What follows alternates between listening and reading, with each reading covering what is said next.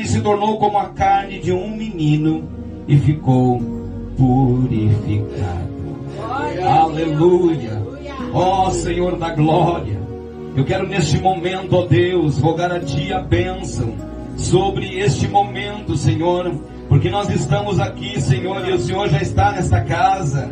Podemos ouvir a Tua voz através dos louvores, através das palavras que foram enunciadas aqui, Pai amado, mencionadas aqui nesta noite, Pai. Mas eu quero Te fazer um pedido: usa minha boca como um canal de bênção, para que o Teu nome seja glorificado. Que o Senhor cresça e nós venhamos diminuir, e o Teu nome seja exaltado, em nome de Jesus.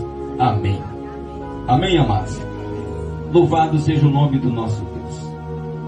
Esse personagem, Naamã, importante homem na história bíblica. Um homem que a Bíblia vai relatar que ele era um capitão. Ele era um homem chefe do exército do rei da Síria. Ele era um homem grande diante da sociedade. Mas no final vai dizer assim: mas ele era leproso, porém ele era leproso. E nós queremos ver algumas coisas aqui a respeito, amados irmãos, 3 pontos desta mensagem nessa noite, que fala aí de 7 mergulhos, ou 7 voltas, ou 7 elos. Não importa a nomenclatura do 7, o importante é que Deus adora e se anima naquele que persevera até o fim. Amém? Interessante, meus amados irmãos, não sei se você iniciou desde o início, o pastor disse que veio aqui no início e agora está vindo no fim. Certamente os seus compromissos, mas você que veio até o fim, certamente receberá a tua vitória em nome de Jesus. Porque o Senhor se agrada daquele que persevera, daquele que vai até o fim, daquele que obedece a sua palavra. E nós vamos ver aqui o primeiro passo, o valor da proclamação. O que é o valor da proclamação, meus amados irmãos? Israel tinha sido derrotado por uma das suas inúmeras batalhas contra os sírios. Esse Naamã era um grande homem diante da sociedade, porque ele era um guerreiro. Mas esse homem, ele era leproso. E interessante que nós devemos aprender aqui nesse texto, que ele morava na sua casa. Como pode um homem leproso naquela época não poderia estar junto com os outros? Mas na Síria podia. Na Síria podia, porque na verdade aquela lei levítica era para os judeus e não para os sírios. Então ele estava ali com essa doença morando na própria casa. E aí nós vamos ver alguém que está dentro desta casa, uma menina que fora levada cativa e trabalhava na casa de Naamã. E nós podemos notar algumas coisas nessa menina, amados irmãos, que me chamam muita atenção. Esta menina, não sabemos a idade dela, mas alguns relatam que ela tinha mais ou menos uns 12 anos de idade.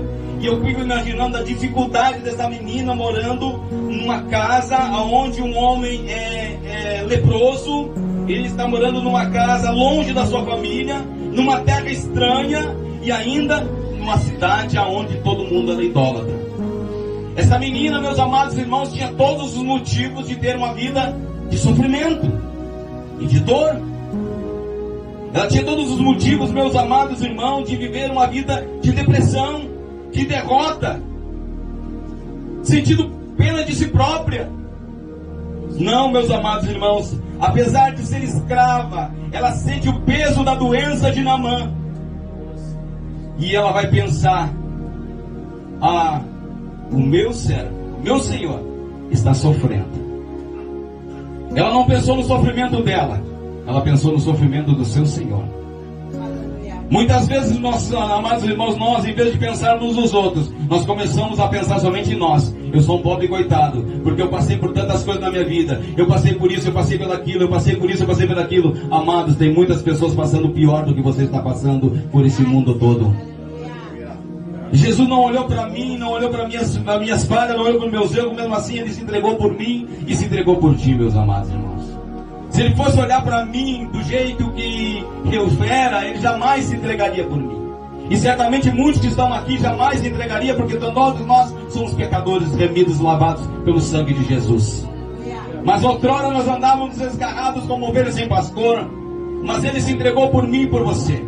E esta menina tem compaixão do seu Senhor. E ela vai dizer: olha, se o meu Senhor soubesse E lá em Israel existe um profeta.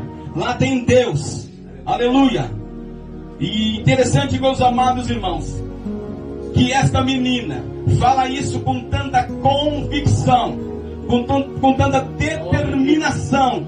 E o próprio Senhor, chamado Naamã, acredita no que ela diz.